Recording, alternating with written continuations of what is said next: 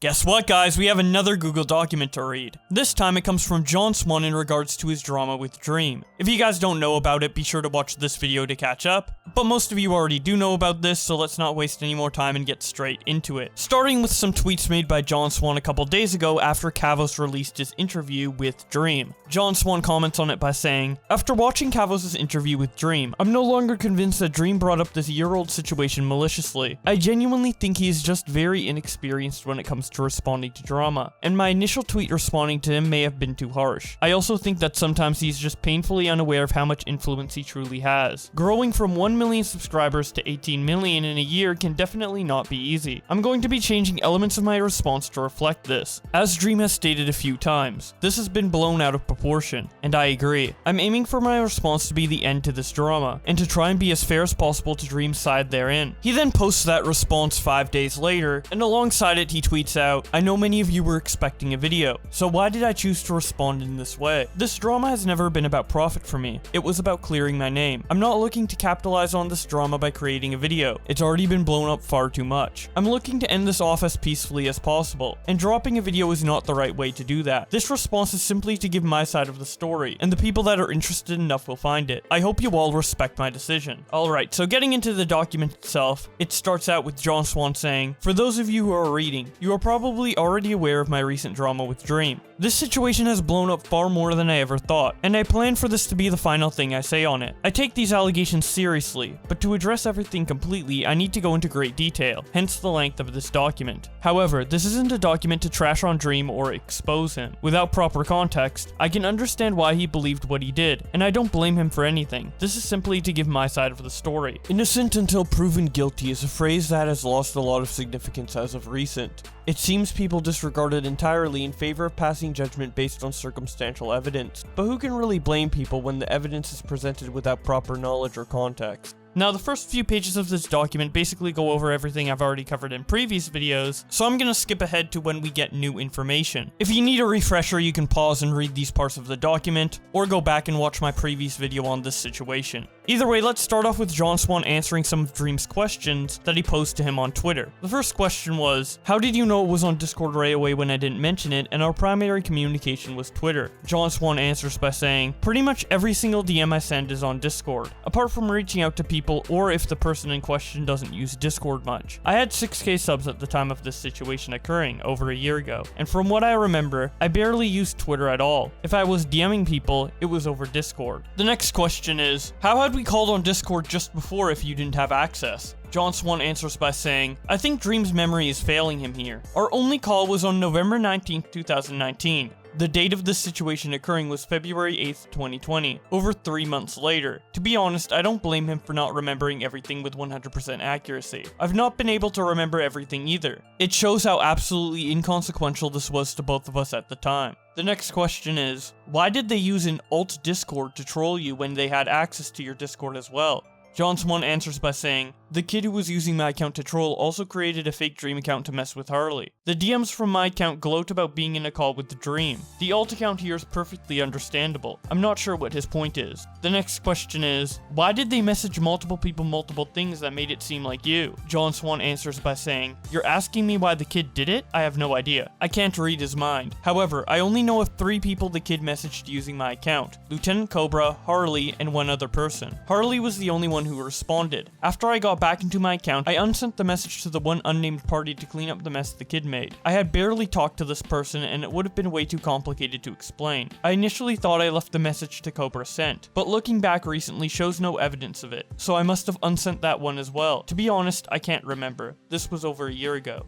The next question is, "Why did they say they had your YouTube as well?" Swan answers by saying, "This is clearly a typo. I meant to say Discord. The whole conversation pertains to Discord." The next question is, "Why did you say that you couldn't get in?" Swan answers by saying, "Honestly, I can't recall, but I do have a possible explanation, and it's something only my Australian friends can relate to. Many areas in Australia have poor mobile reception, especially while traveling. I used to live in one of these areas. Apps like Twitter do not need a constant stable connection in order to send DMs or scroll the website. Discord does. If you do not have a constant connection, Discord will keep looping connecting at the top of the screen, and won't refresh any messages at all. Aussies can back me up on this one, I'm sure. The rest of these aren't questions, but statements that I would like to refute regardless. The first statement is from Dream's Twitter where he said, "It was also multiple people that messaged me, not just one, and nothing you said refuted that." John Swan answers by saying, "When I confronted the kid in question, he told me he had only messaged one person from the Dream account, that being Harely. I did not see any evidence of him engaging with others on my account other than the ones I have already mentioned. So I would love to know who the other people are that he is referring to. Dream did say to me in private that he couldn't remember, and that is perfectly understandable. This was over a year ago, and we both forgot things." The next tweet from Dream said, "I would have responded to you if you had DM'd me." John Swan responds by saying, "Dream brought this situation into the public from over a year ago out of nowhere. I certainly was not going to message him if he wasn't going to give me the same courtesy. I mean, if this bothered him so much to the point of responding to some random person on a small subreddit who made a post with a screenshot from my Twitter, why didn't he just DM me earlier to clear things up? I would have responded to him. I'm not sure what his point is here, especially when he left me on Reddit a year ago, which he admits to." The next statement is from Dream's Reddit post where he says, giving his main Twitter to vouch, where he would then from his main Twitter vouch that it was me, and say that we were amazing friends and link the documentary to prove it. John Swan replies by saying, "This simply never happened. The kid never had access to my Twitter. In fact, this was the one allegation that has never seen any extra evidence whatsoever. Dream has glossed over it in every response he has made. But again, this was probably just him remembering incorrectly. I've said it a number of times already, but this happened over a year ago." The next statement from Dream's Reddit comment says, "Said sexual stuff while claiming that it was me. This may not be the most substantial point, but to me, sexual stuff implies a little more than a single comment about a Minecraft sex mod. But this could just be him remembering things wrong again." The Twitch stream. The day after our Twitter back and forth, Dream surprised everyone when he decided to do a 56-minute live stream to 300,000 people going over the allegations, where majority of the time was spent discussing the DMs that were sent between the kid that hijacked my account and Harely TBS. Since this is a Twitch stream and a bit harder to respond to in Google Doc form, I've clipped relevant sections with timestamps for each important section that I'll be addressing. One small clarification before we move on. I never stated anywhere that the kid was 12. I said the kid used 12-year-old humor, but I don't know the kid's age. He could be 13 or even 14 for all I know. In fact, I believe I said around 12 to Dream in private. The assumption that the kid was 12 makes up a lot of Dream's response, so it's important to keep in mind as we go on. He then shares the first clip he's going to respond to. He said, "Things not working out with LtCobra." For context, LtCobra is a friend of Harely's that John Swan knew about, and was a prior relationship knowing that Harely was having issues with LtCobra. Interesting. So apparently, Swan claimed to me earlier today that this was his 12-year-old friend that he hasn't spoken to in a year. How, I ask you, how would his 12-year-old friend know about Harely's relationship with LtCobra? That doesn't line up to me. I just like to say that it does not really line up to me. I mean, that is an interesting scenario, unless his 12-year-old friend somehow knew about this because they had no prior Discord messages. None at all. Zero. Actually, none. So he couldn't even do research because Harely's old account was actually suspended. John Swan responds to this by saying, "In this clip, Dream puts forward an argument that there is no way the kid can know about Cobra's prior relationship with Harely. This would have been one of the most compelling arguments in the entire stream, but there's a bit of a problem with this. Cobra scrolled up in our DMs to the day prior to the incident taking place, and found some screenshots that explain his knowledge perfectly. He then shows the screenshots that were sent by Cobra on the 7th of February 2020. They show DMs between Harely and Cobra. The first one is from Cobra who says, 'God, you were just as annoying as I remembered.' Harely responds, 'Not really. Just because you are an egotistical, edgy teenager doesn't mean that I am. I am not annoying. You are just incoherent, absent, and shit at replying. Now would you please unban me from your Discord so that I can continue my escapades into your future disputes? Thank you kindly.' Cobra responds, 'Why are you deleting messages, lol? Also, I'm not shit at replying. I'm just purposely not replying to you, lol.' Harely responds by saying, 'I'm trying to develop a more professional online representation / proportional representation of myself, instead of my ADHD traits like spam / bulk messages and impatience. They are issues I'm trying to get over. My solution is to build them up then create a full message. Sorry if that irritates you.' Cobra Cobra responds, and third, can you stop speaking like a fucking retard as you try and hammer this "I'm not immature anymore, now I'm professional"? It's so cringe and apparent. Harely responds, I'm not trying to not immature anymore bullshit. I'm trying to become more professional. I'm making a consistent effort, unlike you, to become more professional. I want to be more professional, so I am trying. I am drifting my content away from shitposts, spending much more time on good videos. Lots of that shit. I want to become a better person, a more professional person. Cobra responds to quote, proportional representation. Do you even know what that means? Laughing my ass off. Harely responds, I know I am not professional. I'm trying to become professional. Proportional representation is representation of a unit as a single. I treat myself as several people as I react in so many different ways. I am trying to represent them into one. Cobra responds, yeah, you are not using that word correctly, lol. Harely responds, I am. It's very much the meaning. Cobra responds, can you stop speaking like Siri for 5 minutes? Harely responds, or at least I'm trying. Cobra responds, like I'm communicating with a fucking robot here. Harely responds, okay, you want me to talk normally? Alright, how was your day? Mine's been shit. My granddad's got cancer and I might be moving back to England due to financial issues. Cobra responds, I'd much prefer if you didn't speak at all, laughing my ass off.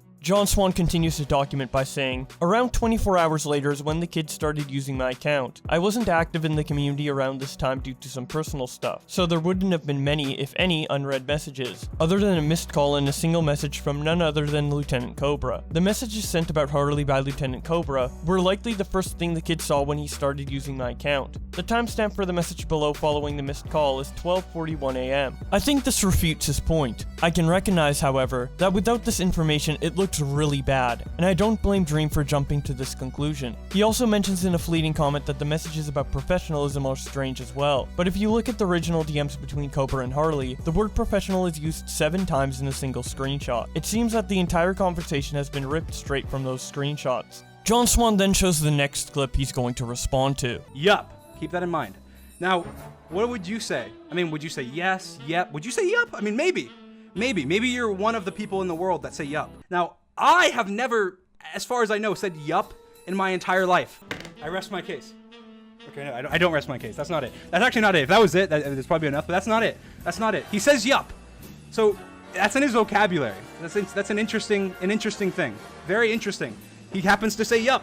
His 12-year-old friend happens to say yup, just like him. John Swan responds to this by saying, in this clip, Dream does a language analysis, comparing the DMs of the kid to the ones he found in a server. He claims that the usage of the word yup makes me guilty, since I've said it before and he has never said it in his entire life. Well, should we look at who else says yup to see if it's a convincing argument? He then shows screenshots of other YouTubers saying yup. He then moves on to the next clip. Let's look at this verbiage. Exposed video. Now, if I was saying that, I would say exposed video. Expose video. Maybe the odds are 50-50. Let's see what John Swan himself says. And there's plenty more where this came from. I mean, he's made YouTube, he's used this vernacular plenty of time. Exposed videos, exposed video. I mean, it's just the D. That's the only thing I'm interested in. The D. I would do that without the D. Exposed video. John responds to this by saying, this is an extremely weak point once again. Exposed video is a very common term. Go search for it yourself. He then shows the next clip. He said, and he spams uploads with duplicate content against YouTube's terms of service. That is a smart 12-year-old. He steals code though. This is important because this is a relevant thing. Because back then people were saying, oh, Skeppy steals code in his videos and things like that in the commentary community, which just so happens to be the community that Mr. Swan resides in.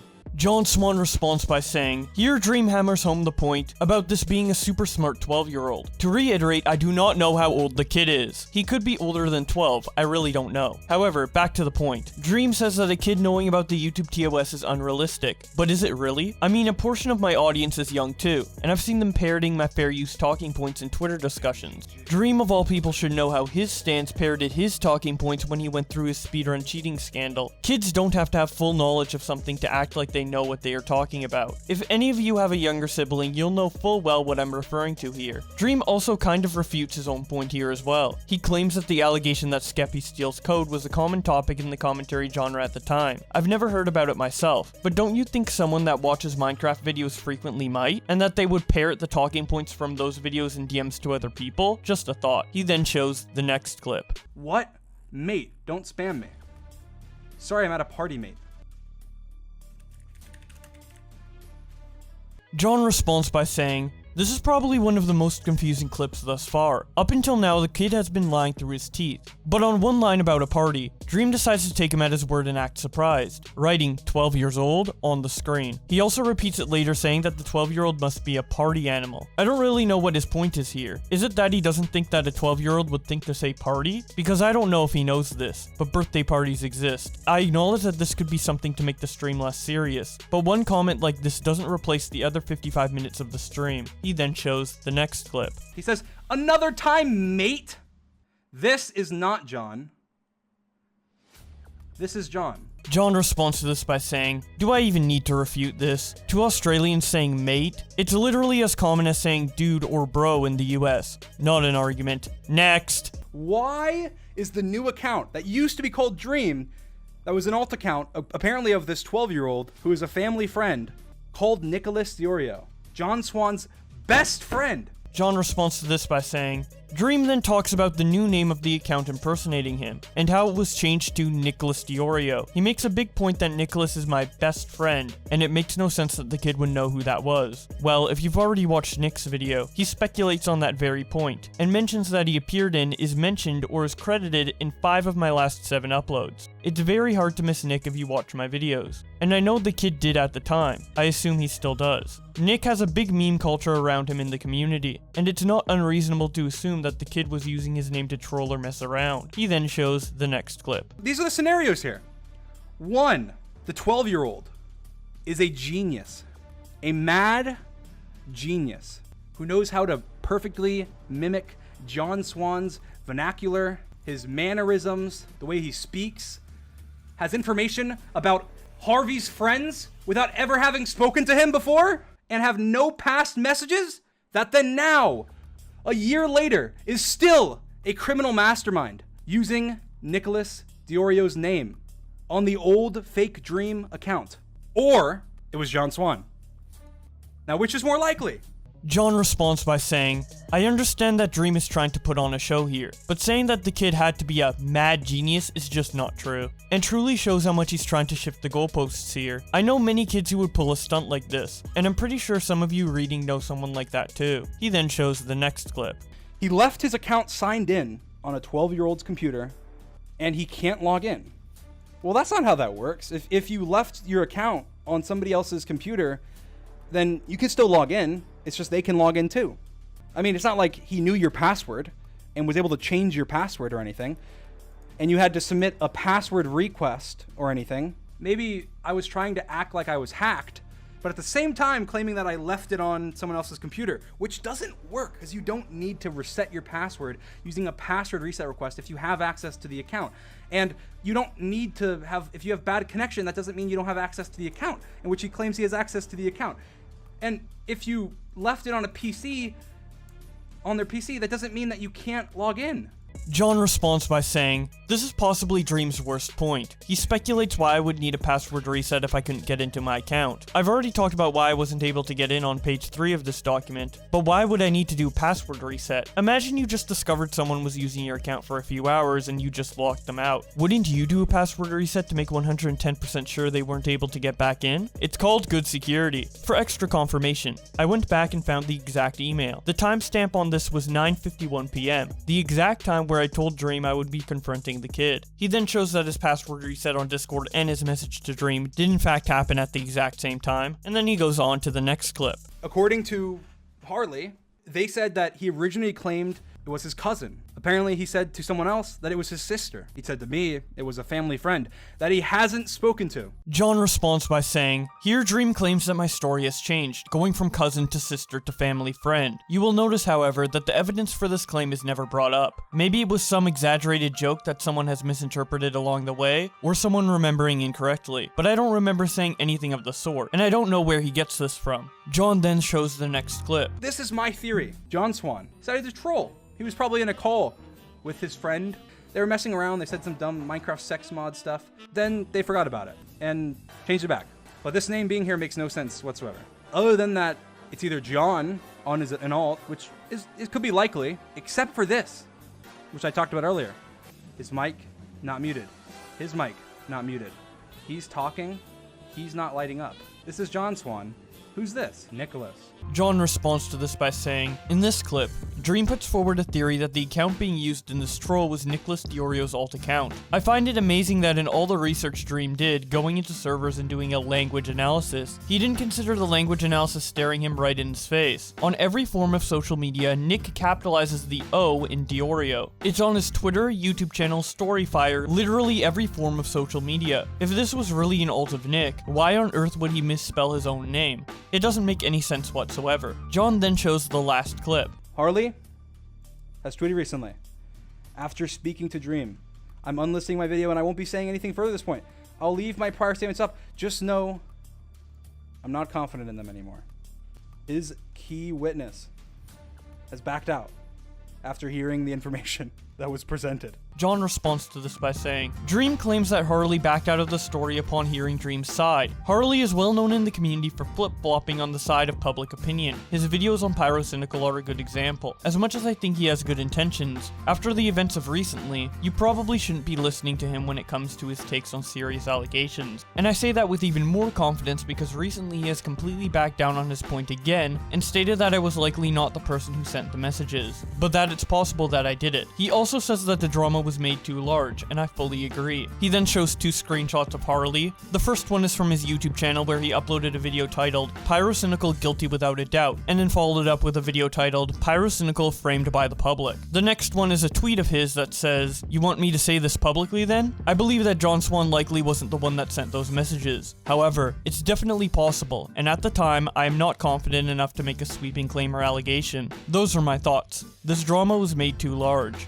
Addressing other inconsistencies. A point I've seen floating around is in regards to the original Dream DMs, namely why I hadn't been on Discord in like 3 days, when I was in call with LtCobra the day prior. This is a valid concern. As I've mentioned elsewhere in this document, I wasn't active in the community during this time due to some things going on in my personal life. I believe it was actually one of the reasons I had a convo with Cobra in the first place. In actuality, it was more like 2 days instead of 3, where I wasn't really responding to messages or active on servers, but I possibly lost track of time. This is further supported by DMs with Cobra, where I asked to VC over an hour after I had been messaging Dream. This is over a 24-hour gap since we last spoke. Usually the gaps are far smaller than this. He then shows screenshots of him talking to Dream on February 8th at 9:30 p.m. and then asking LtCobra to VC on February 8th at 11 p.m. Why I didn't go on DramaAlert. I was initially skeptical about Keemstar's offer to go on DramaAlert, since he said to me that he wouldn't be unbiased. I wanted him to be impartial and not include his own opinion, but he refused to do so. I did eventually accept, but not long after, Dream started up his 56-minute stream in front of 300,000 people, and with it came thousands of mentions and replies and a #1 trend in the United States. Quite frankly, I was in complete shock and overwhelmed. And straight after the Dream stream ended, Keem texted me saying it was 10 minutes till the interview. My manager advised me to back out of the DramaAlert interview, collect myself, take some time off to process what happened, and respond on my own. I think this is a perfectly understandable route, and I think it's actually the correct way to resolve this. This has all been blown way out of proportion, as Dream says himself in the Kavos interview,